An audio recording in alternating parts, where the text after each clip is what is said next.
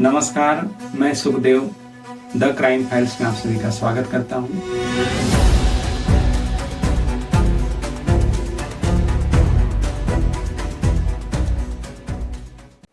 आशा करता हूं कि आप सभी खुश होंगे, स्वस्थ होंगे। क्राइम करने वाले अक्सर ये भूल जाते हैं कि एक्सपर्टों का भी एक्सपर्ट होता है। तो आज की कहानी कुछ ऐसी कहानी है जिसको सुनकर आपको ये सोचने पे मजबूर कर देगी कि किसी भी फील्ड में जो एक्सपर्ट होते हैं, अगर वो ही किसी क्राइम को अंजाम देने में लग जाए तो फिर कैसी कैसी घटनाएं होंगी, कैसे कैसे सावधानियां उसमें बरती जाएंगी। तो चलिए शुरू करते हैं आज के इस कहानी को। ये कहानी है बीएससी की फॉरेंसिक साइंस की स्टूडेंट अंकिता चौहान की।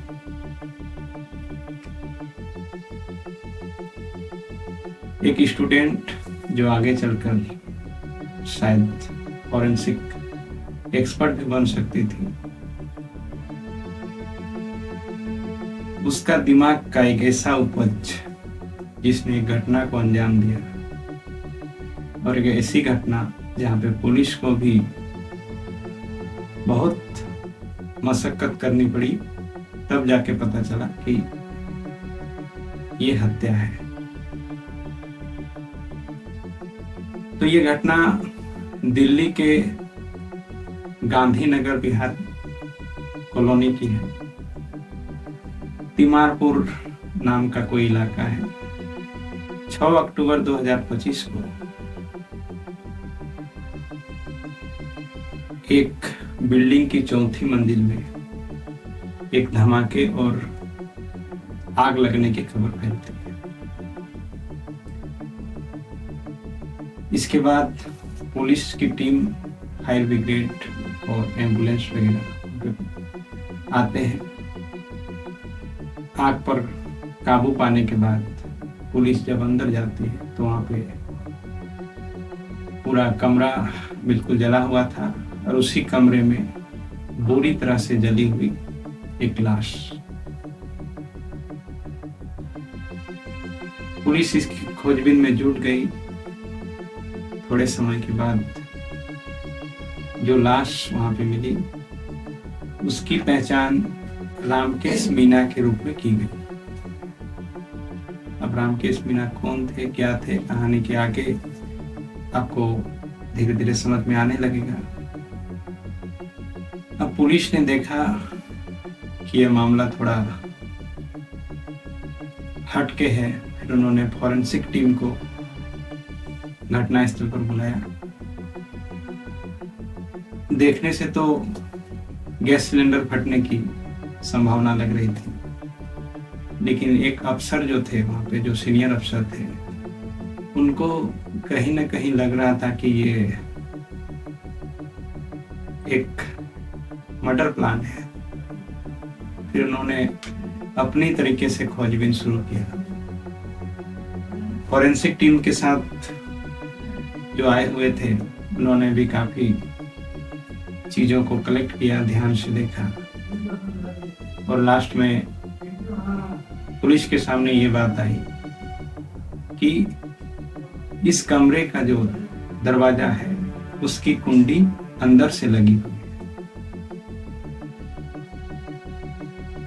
कुंडी अंदर से लगी हुई होने के कारण पुलिस भी इस बात को स्वीकार कर चुकी थी कि ये हादसा है।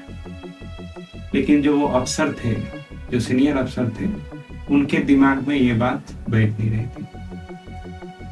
उन्होंने अपने स्तर से आसपास के सीसीटीवी को खंगाला, तो सीसीटीवी में 2 आदमी उसी घटना की रात चेहरे पर नकाब लगाए, मास्क लगाए दिखाई पड़ते हैं। उस अफसर को धीरे धीरे ये मालूम होने लगता है कि ये 2 जो हैं, जो कैमरे में दिख रहे हैं, सीसीटीवी कैमरे में, उनका इस घटना से जरूर कुछ न कुछ लिंक होगा।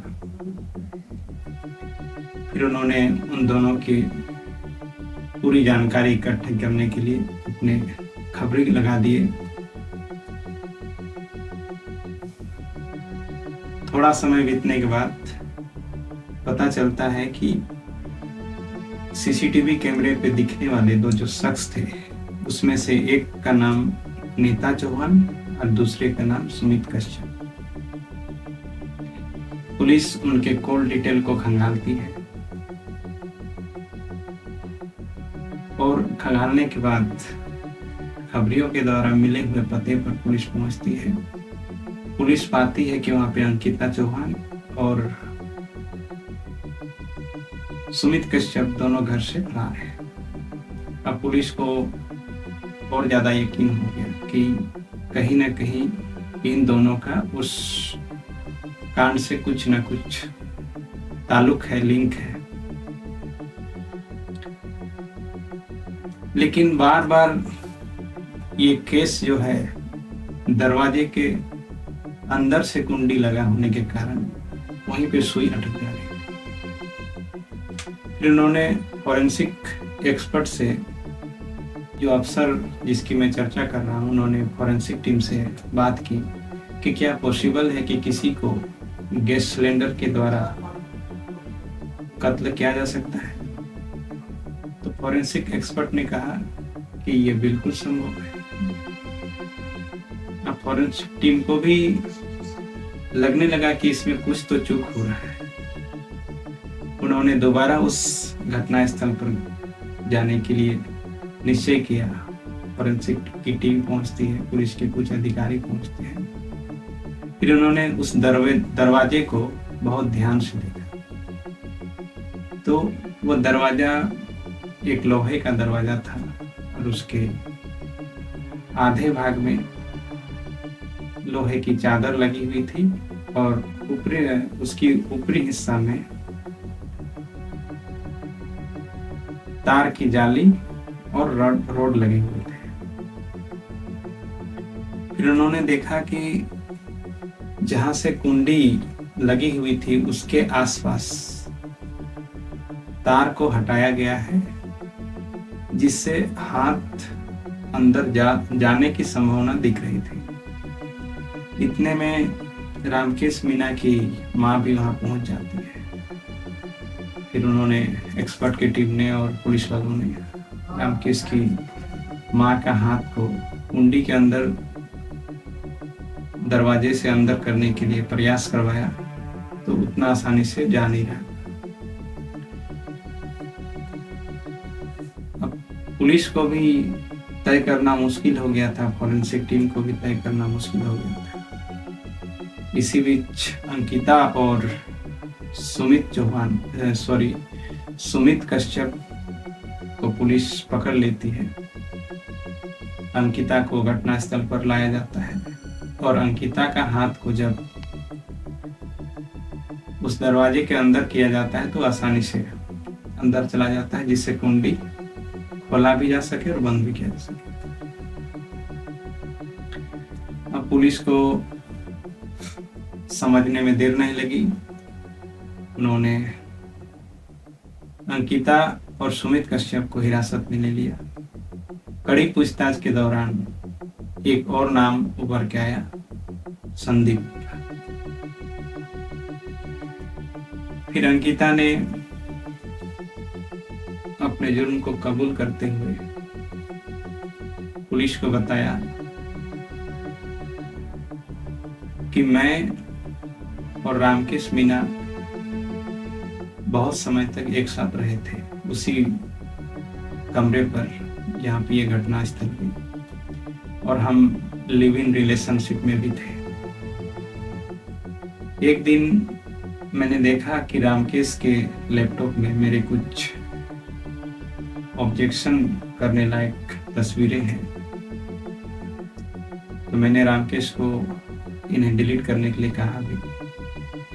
रामकेश ने भी कहा डिलीट कर दूंगा, परंतु उसने डिलीट किया नहीं। फिर मुझे लगा कि ये किसी दिन मुझे ब्लैकमेल करेगा, या फिर इसे पोस्ट कर देने से मेरी बदनामी होगी, इसलिए मैंने अपने पुराने आशिक सुमित कश्यप की मदद ली।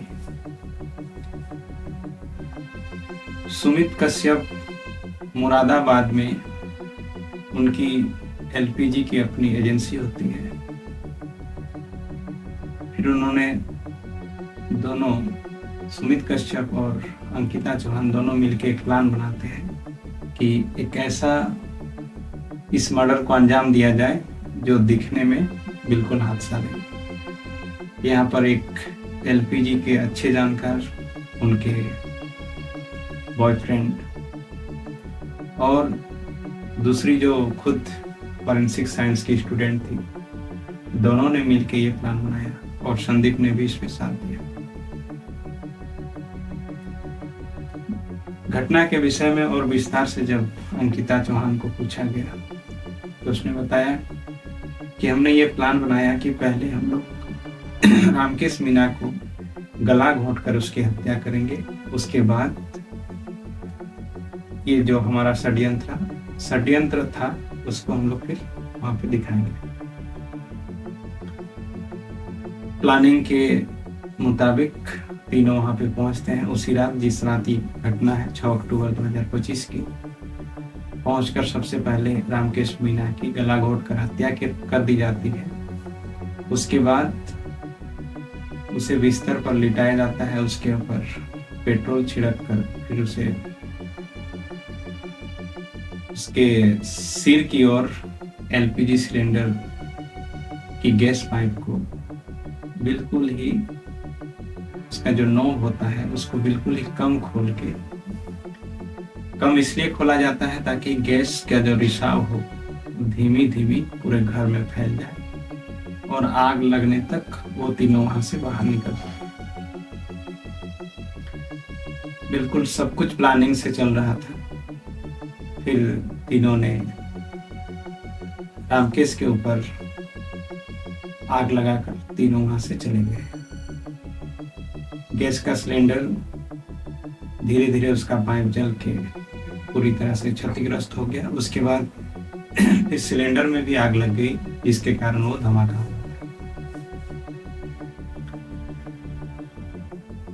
अब पुलिस को ये समझ में नहीं आ रहा था कि रामकेश की मृत्यु हुई या उसका कत्ल हुआ, लेकिन इसके पीछे कारण क्या था। तो उन्होंने देखा कि जो मेडिकल साइंस, फॉरेंसिक साइंस की जो स्टूडेंट है अंकिता चौहान, उसके दिमाग की उपज, अपने आप में एक एक्सपर्ट होने का जो उनके अंदर जुनून हो गया कि एक ऐसा मर्डर प्लान करेंगे जिसमें बिल्कुल हादसा नहीं, और साथ में अपने पुराने बॉयफ्रेंड का भी उसको साथ मिला जो कि एलपीजी के अच्छे खासे जानकार थे। लेकिन कहते हैं ना कि अगर कोई एक्सपर्ट है तो उसके भी कोई एक्सपर्ट होते हैं। अंकिता तो केवल स्टूडेंट थी और फॉरेंसिक टीम के जो वहां पे एक्सपर्ट लोग थे जिनके द्वारा ये केस सॉल्व हुआ, गुरु तो गुरु होता है। तो इस कहानी, जब लोगों ने इस कहानी को सुना, प्रशासन भी काफी हैरान कि किसी जानकारी का ऐसा दुरुपयोग आखिर किस काम का।